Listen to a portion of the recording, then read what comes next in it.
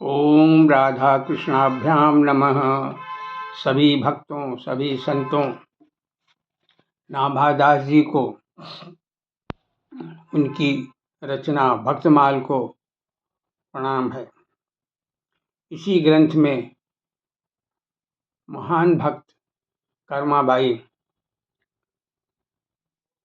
के विषय में लिखा हुआ है।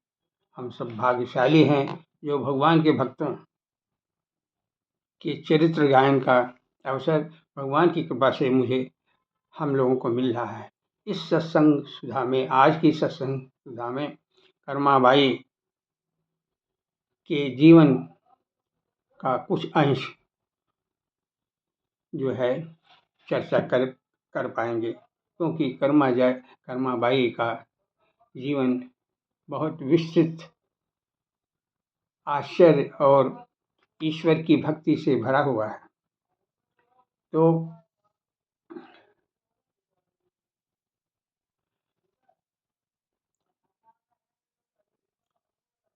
नाभादास जी कहते हैं कि दीजिए हरि भवानी का दान, दीजिए हर भक्ति का दान,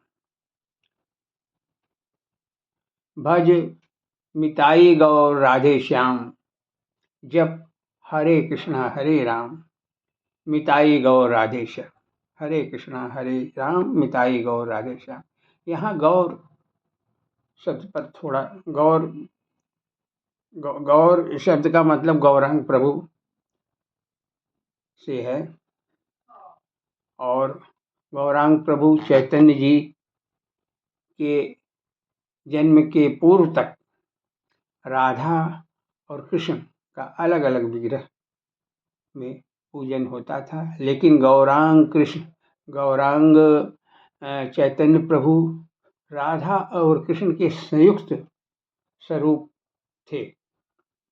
ऐसा जो है लोगों ने अनुभव द्वारा बाद में रहस्योद्घाटन किया।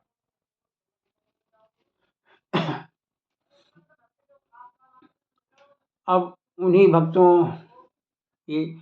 भक्तों में कर्माबाई महान भक्त हैं, जिनके चरित्र के गायन का सौभाग्य हम लोगों को मिला है।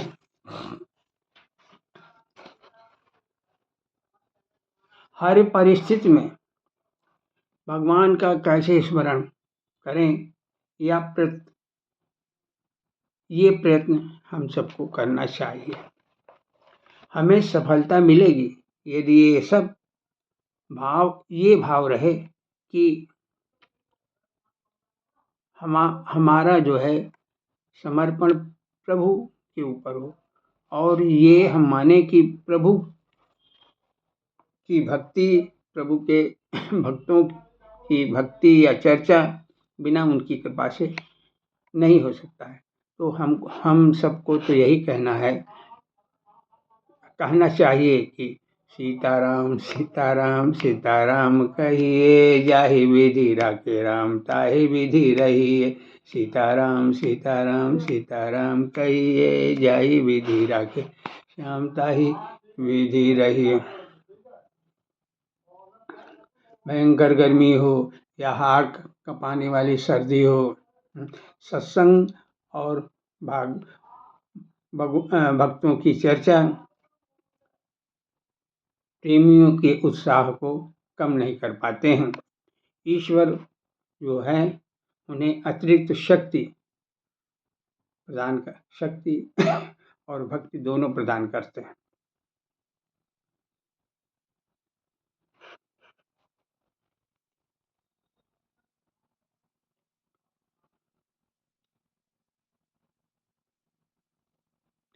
और ये मानना पड़ेगा कि सांसारिक कठिनाइयों के कारण, सांसारिक समस्याओं के कारण, सांसारिक व्यस्तता के कारण भगवान के सुमिरन का यदि बीच बीच में विस्मरण होता है तो हम कच्चे खिलाड़ी हैं।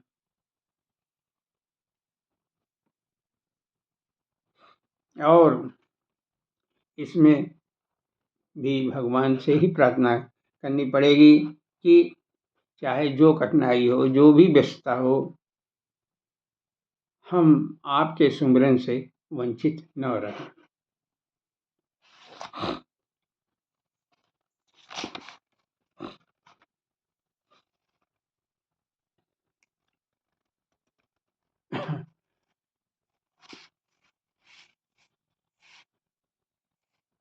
ईश्वर की कृपा से ही ये सौभाग्य मिला है सत्संग करने का।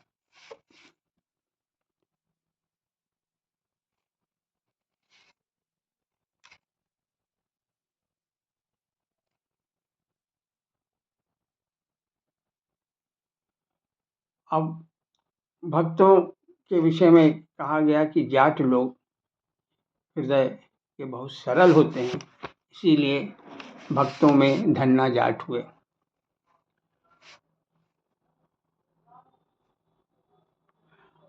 भक्त धन्ना जाट का उल्लेख गुरु ग्रंथ साहब में भी मिलता है।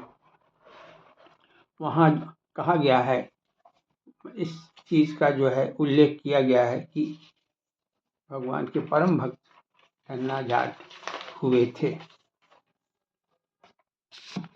अब इस बात पे बाद में प्रकाश, ये बात जो है चर्चा में बाद में आएगी कि केवल जाट ही नहीं, भक्त तो हर एक जाति धर्म में हुए। फिलहाल जो धन्ना जाट थे वो बिना बीज के उनके खेतों में अन्न उपज गया, भगवान की ऐसी कृपा।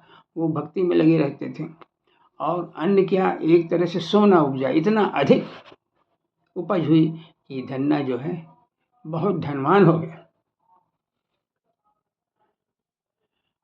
और उस धनवान होने का परिणाम ये है कि आज कल भी यदि कोई धनवान व्यक्ति है तो हम कहते हैं देखो वो धन्ना सेठ बना हुआ है।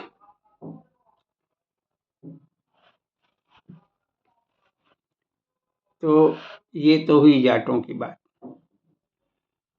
जाटों की बात इसलिए कि जिस भक्त की चर्चा हम लोग करने जा रहे हैं वो एक जाट स्त्री थी, उसका नाम कर्माबाई था।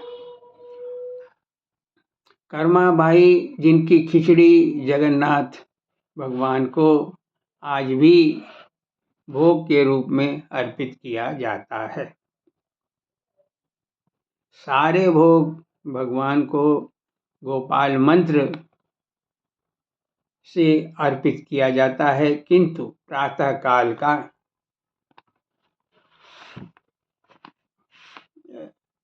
काल जो भोग अर्पित होता है वो खिचड़ी का, और ये कह करके कि ये धन्ना जाट, अरे ये कर्माबाई की खिचड़ी है।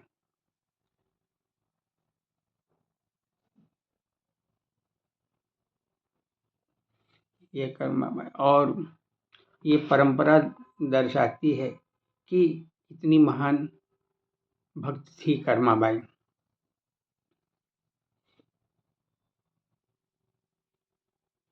भक्तमाल ग्रंथ में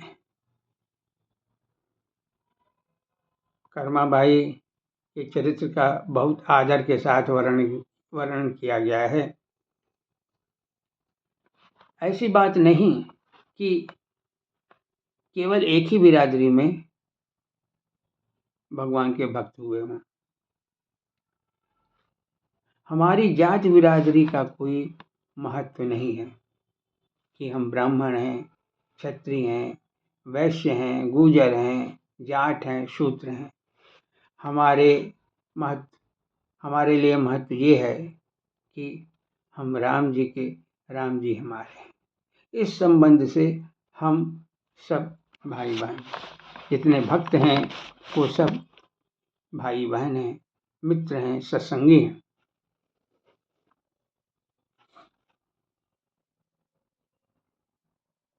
जैसे रामायण में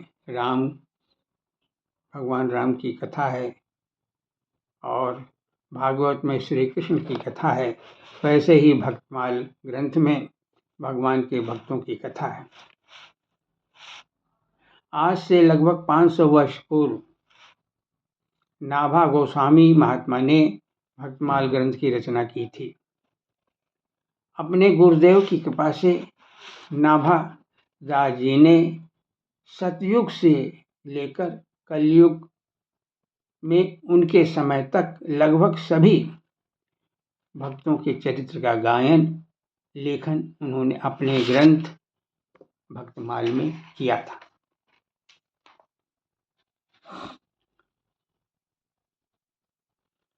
नाभादास ने जो भी रचना की वो 6 पदों में थी, जिसे छप्पर कहते हैं, और इस विधि से वो भक्तों का स्मरण किए। उसके बाद प्रियादास महाराज ने, जो चैतन्य महाप्रभु की परंपरा से थे, भक्तमाल पर अपनी टीका लिखी। टीका का मतलब उसको और विस्तार दिया, उसके अर्थ की और अधिक व्याख्या की।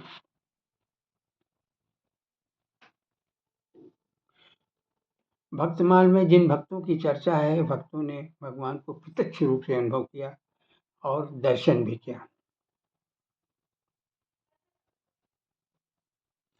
और एक जानकारी और भी महत्वपूर्ण है कि जितने भी भक्त माल में भक्तों का वर्णन है, उसमें से लगभग 99% भक्त गृहस्थ हुए हैं।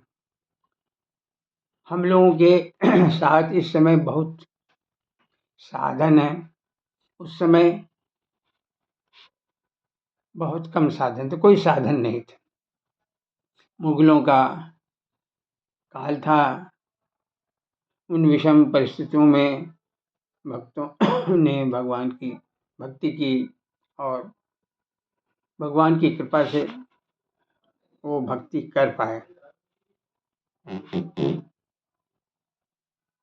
और ऐसे महापुरुष भागवत भगवान के भक्त हर बिरादरी में हुए। धन्ना जाट भगत धन्ना तो जाट बिरादरी के थे। उनके गुरु भाई सैन भगत तो नाई कुल में उत्पन्न हुए थे।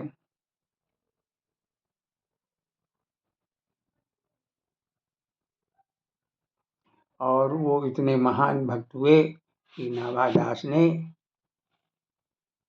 सैन भगत की भी के चरित्र का गायन अपने ग्रंथ में किया।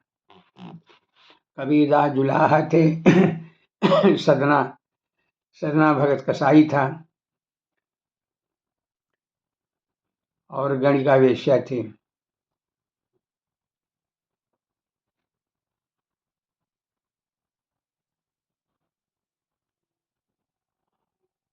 ऐसे विषम कार्यों को करते हुए भी भक्त लोग अपना कल्याण करते हुए तर गए और उनके चरित्र का गायन हम लोग करके उस कल्याण के भागीदार बन रहे हैं।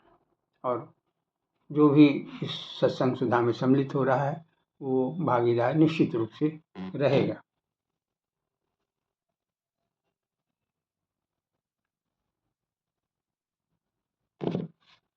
राजस्थान के नागौर जिले में कालवा ग्राम एक है, वहाँ पर कर्माबाई का जन्म हुआ था।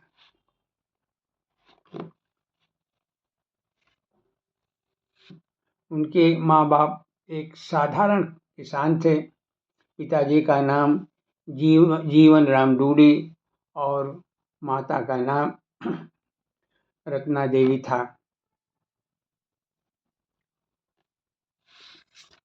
तो दोनों दंपति छोटे किसान थे, किसानी करते थे और भगवान नाम का जाप भी किया करते थे।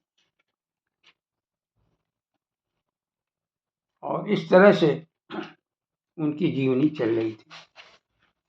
यहाँ एक बात उल्लेखनीय है कि उस क्षेत्र में तमाम किसान थे, किंतु जीवन राम डूडी के नाम की चर्चा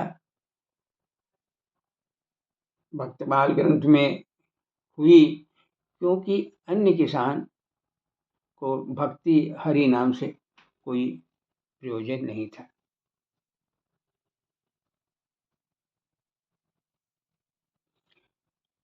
खेती करते हुए किसानी करते हुए भगवान की कृपा हुई, उन्हें सत्संग भी प्राप्त होने लगा।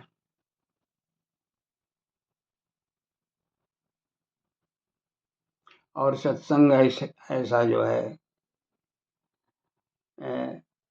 कार्य है कि हरि भक्ति का बीज सत्संग करने वाले प्रत्येक सदस्य के हृदय में पड़ जाता है।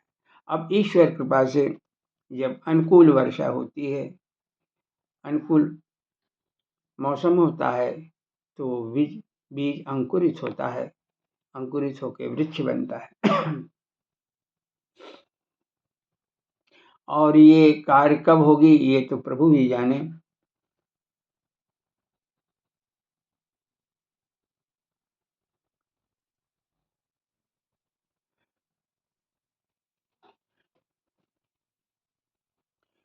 इसमें उनके विषय में, जीवन राम डूडी के विषय में ज़्यादा नहीं कुछ लिखा हुआ है, बस ये कि नाम जप और सत्संग का सौभाग्य मिला।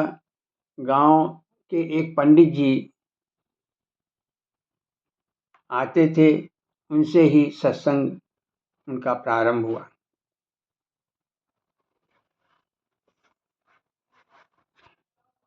और खेती करते समय हरे कृष्णा राम कृष्ण हरि भजो राम कृष्ण हरि भजो राम कृष्ण हरि, ये इस तरह से सुमिरन कीर्तन वो किया करते थे। ये काम करते करते दोनों को कई वर्ष बीत गए। एक तरह से उनकी जवानी लगभग बीत गई।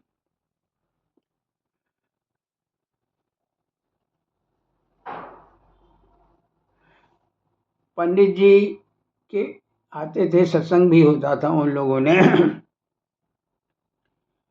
पंडित जी से निवेदन किया कि सत्संग से तो देखिए हमको ज़्यादा समझ में नहीं आया, केवल यही कि ईमानदारी पूर्वक हम अपना जीवन व्यतीत करें, पराये धन आदि चीज़ों पर अपनी उससे कोई लगाव न रखें, ईमानदारी से काम करें, किसी को कष्ट न हो। हम उपकार करते हुए दूसरे को भोजन कराने का कार्य भी जहाँ तक हो संभव वो करें और उसके बाद हम भोजन करें। सत्संग का यही मतलब हम समझे, ऐसा उन्होंने पंडित जी से कहा।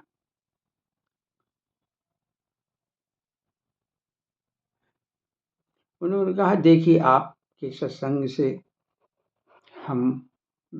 हमारा बहुत लाभ हुआ है, लेकिन एक निवेदन आपसे है कि हमको पूजन हेतु एक ठाकुर जी दीजिए। बिना उसके हमको लगता है कि हमारा जो है सुमिरन कीर्तन अधूरा है।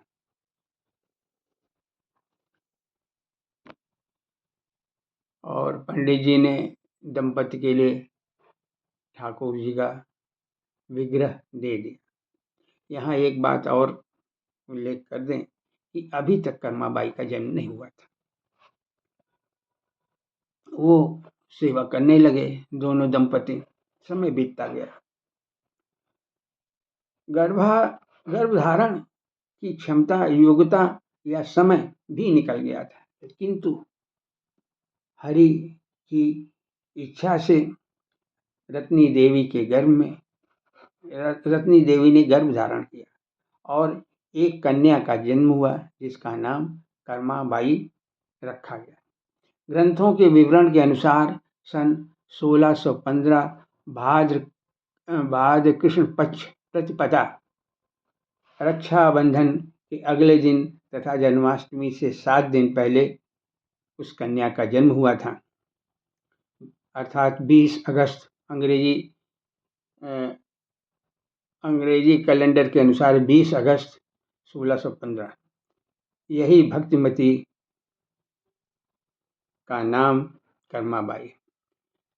ये कर्माबाई का प्रसंग बहुत रुचिकर है, बहुत लंबा भी है, और हम आज यहीं विराम दे रहे हैं।